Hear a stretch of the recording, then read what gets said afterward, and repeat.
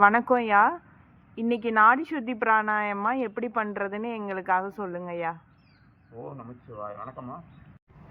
இந்த நாடி சுத்தி பயிற்சி எவ்வளவு நேரம் செய்யணும், எப்ப செய்யணும் ஐயா? இந்த பயிற்சியானது காலையிலும் மாலையிலையும் கிட்டத்தட்ட 10 நிமிடங்கள் செய்யலாம். இந்த ஆசனம் ஆரம்பிக்கிறதுனால நம்ம வலது கால் மேலே கீழே இந்த பொசிஷனில் இருக்கணும். இருக்கும்போது நம்ம மார்பு பகுதி, முதுகு தண்டு, கழுத்து ஒரே செங்குத்து நேர்கோட்டில் இருக்கணும். அப்படி இருந்தால்தான் அதோட பலன் கிடைக்கும். பயிற்சி பண்ணும்போது இப்படி நேராக இருக்கணும். எந்த காரணத்தை கொண்டு குனிந்தோம்னா நமக்கு பாதிப்பு வரும். இப்போ இழுக்கும்போது வலது நாசி அரைச்சி, இப்போ கட்டை விரல் அரைச்சாச்சு, இடது நாசி வழியாக அந்த ஆள்காட்டி விரல் என்ன செய்யும், காற்றை இழுத்து விட்டு கொடுக்கு, மேலே காற்று உள்ள பிறகு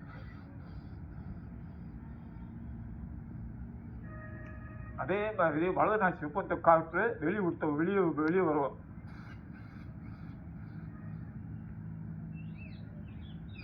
அதே வலது நாசி காற்று உள்ள இழுக்கணும்.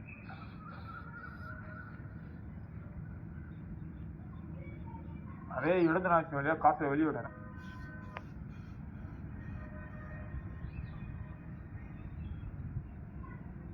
சம்பந்தப்பட்ட நோய்கள், சுழிஷம், மூக்கு சளி, மற்ற உடல் உள்ள வெப்பத்தை குறைக்கும்.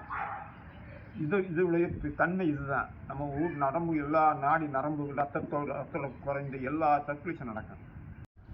இது இரண்டாவது செய்முறைகள். இது இடது பக்கமாக காற்றை இழுத்து கொஞ்ச நேரம் நிறுத்தணும்.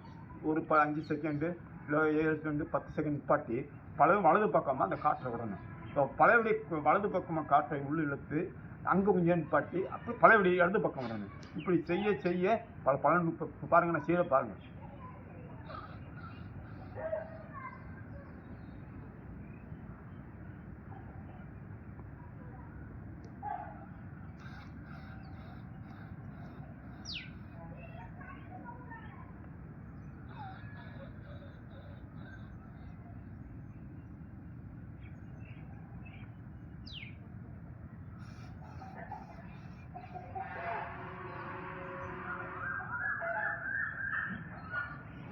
இந்த மாதிரி காற்றை நிப்பாட்டி இந்த மாதிரி இது 2வது முறை. இதோட பலன்கள் என்ன?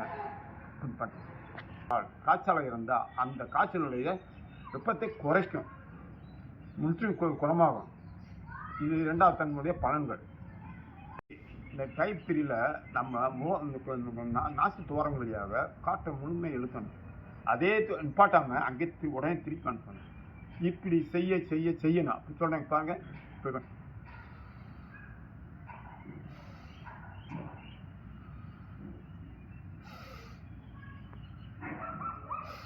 இப்படி கிட்டத்தட்ட 7 முறை இல்லை 10 முறை